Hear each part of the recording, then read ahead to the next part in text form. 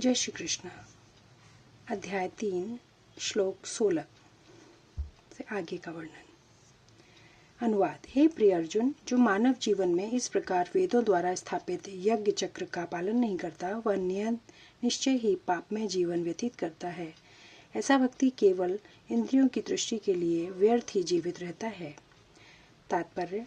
इस श्लोक में भगवान ने कठोर परिश्रम करो और इंद्रिय तृप्ति का आनंद लो, इस सांसारिक विचारधारा का तिरस्कार किया है। अतः जो लोग इस संसार में भोग करना चाहते हैं, उन्हें उपयुक्त यज्ञ चक्र का अनुसरण करना परम आवश्यक है। जो ऐसे विधि विधानों का पालन नहीं करता, अधिकाधिक तिरस्कृत होने के कारण उसका जीवन अत्यंत कष्टपूर्ण, संकटपूर्ण रहता है। प्रकृति के नियमानुसार यह मानव शरीर विशेष रूप से आत्म साक्षात्कार के लिए मिला है, जिसे कर्म योग, ज्ञान योग या भक्ति योग में से किसी एक विधि से प्राप्त किया जा सकता है। इन योगियों के लिए यज्ञ संपन्न करने की कोई आवश्यकता नहीं रहती, क्योंकि वे पाप पुण्य से परे होते हैं। किंतु जो लोग इंद्रिय तृप्ति में जुटे हुए हैं, उन्हें पूर्वोक्त यज्ञ चक्र के द्वारा शुद्धिकरण की आवश्यकता रहती है। कर्म के अनेक भेद होते हैं। जो लोग कृष्ण भावना भावित नहीं है, वे निश्चय ही विषय परायण होते हैं। अतः उन्हें पुण्य कर्म करने की आवश्यकता होती है। यज्ञ पद्धति इस प्रकार सुनियोजित है कि विषयोन्मुख लोग विषयों के फल में फंसे बिना अपनी इच्छाओं की पूर्ति कर सकते हैं। संसार की संपन्नता हमारे प्रयासों पर नहीं, अपितु परमेश्वर की पृष्ठभूमि योजना पर निर्भर है, जिसे देवता संपादित करते हैं। अतः वेदों में वर्णित देवताओं की लक्षित करके यज्ञ किए जाते हैं।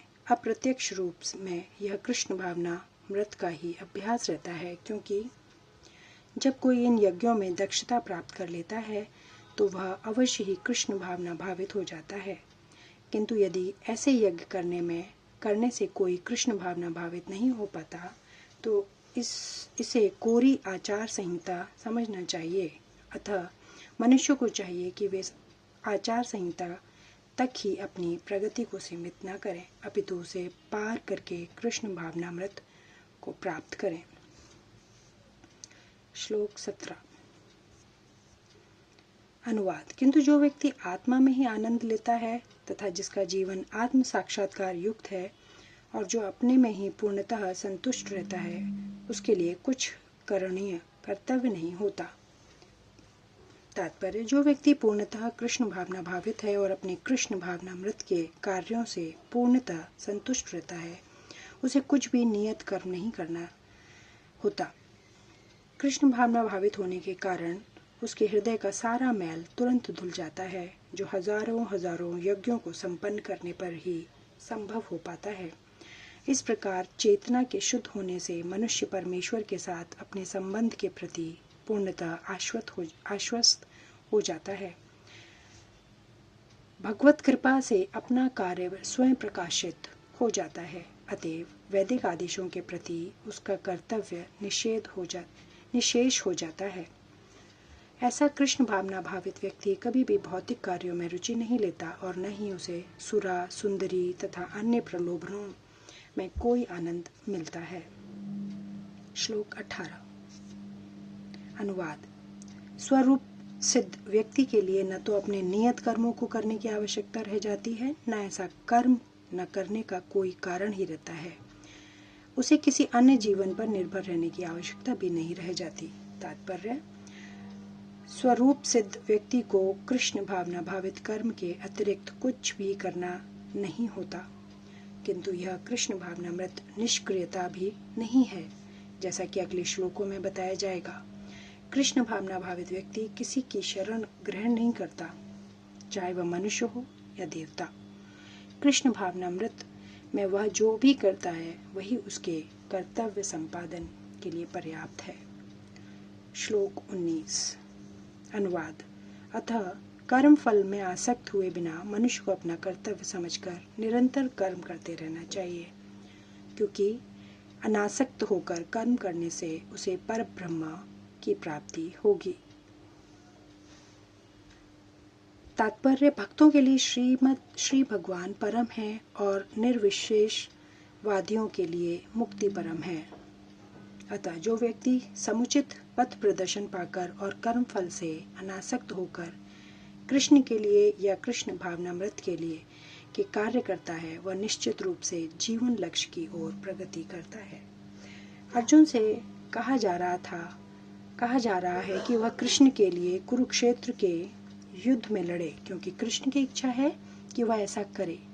उत्तम व्यक्ति होना या अहिंसक होना व्यक्तिगत आसक्ति है, किंतु फल की आसक्ति से रहित होकर कार्य करना परमात्मा के लिए कार्य करना है।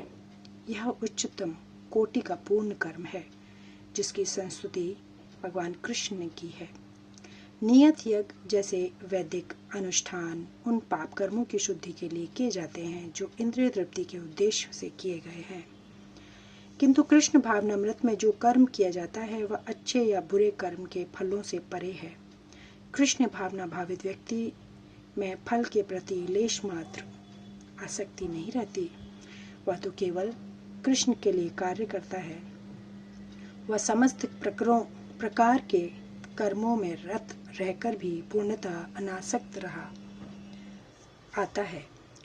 श्लोक 20 अनुवाद। जनक जैसे राजाओं ने केवल नियत कर्मों को करने से ही सिद्धि प्राप्त की, अतः सामान्य जनों की शिक्षित करने की दृष्टि से तुम्हें कर्म करना चाहिए। तात्पर्य, जनक जैसे राजा स्वरूप सिद्ध व्यक्ति थे, वह अतः वे वेदानुमोदित कर्म करने के लिए बाध्य न थे, तो भी वे लोग सामान्य जनों के समक्ष आदर्श प्रस्तुत करने के उद्देश्य से सारे नियत कर्म करते रहे। जनक सीता जी के पिता तथा भगवान श्री राम के ससुर थे। भगवान के महान भक्त होने के कारण उनकी स्थिति दिव्य थी, किंतु चूंकि वे मिथिला, जो भारत के बिहार प्रांत में एक परंगत है, के राजा थे, अतः उन्हें अपनी प्रजा को शिक्षा देनी थी कि कर्तव्य पालन किस प्रकार किया जाता है। भगवान कृष्ण तथा उनके शाश्वत सखा अर्जुन को कुरुक्षेत्र के युद्ध में लड़ने की कोई आवश्यकता नहीं थी, किंतु उन्होंने जनता को यह सिखाने के लिए कि युद्ध किया कि जब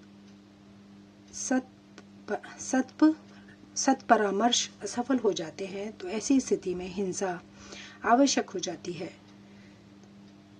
कुरुक्षेत्र युद्ध के पूर्व युद्ध निवारण के लिए भगवान तक ने सारे प्रयास किए, किंतु दूसरा पक्ष लड़ने पर तुला था। अतः ऐसे सद्धर्म के लिए युद्ध करना आवश्यक था।